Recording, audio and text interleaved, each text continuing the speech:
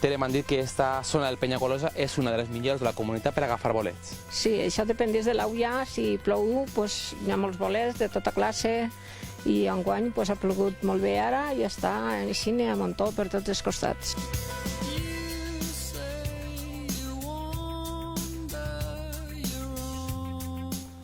Mira, així mos eix un xampinyonet, a veure com és. Sí. Mira, mos ha eixit blanc. Els blancs no els agarrem perquè no estic segura. Se't queda ahí. Si algú l'agarra, bé, si no, per l'any que ve. Però perquè a la millor hi ha alguns que tu creus, Tere, que no estan bons? Que són tòxics, sí. Esta l'hem de pelar a poc a poc. Sí, mira, esta és comestible, el que passa que quan està gran, està xicotet, però ja està crescut. Se li ha de llevar la pell per damunt i se li ha de llevar l'esponja. Si són xicotets que estan tendrets, no cal. Sí. I hi ha gent que no es tolera. Trat un fredolinet o negrilla, com li vulguin dir. Esta és més difícil, no? No, aquestes són fàcils quan ixen, sempre ixen les últimes. Sí.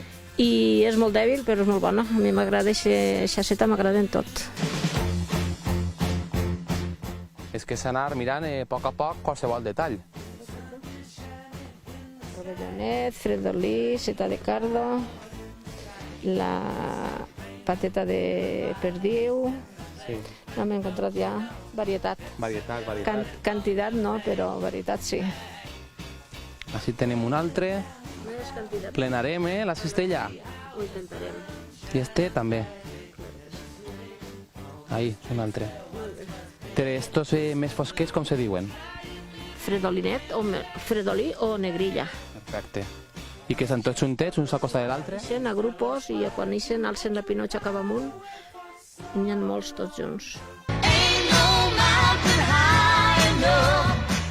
Tere, això que veiem allí, molt gran. Això és una macroalpiota procera que així a la zona de l'Espino en solen eixir un muntó. Esta està així solitària, l'hem vista de milagre passant i l'agarrarem perquè està a punt. Com s'agafa esta? Esta li tallem només la corona i deixem el peu.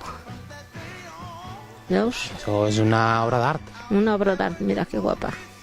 Hem trobat de tot, hem omplit la cistella. Hem estat 3 horetes, 3 i pico.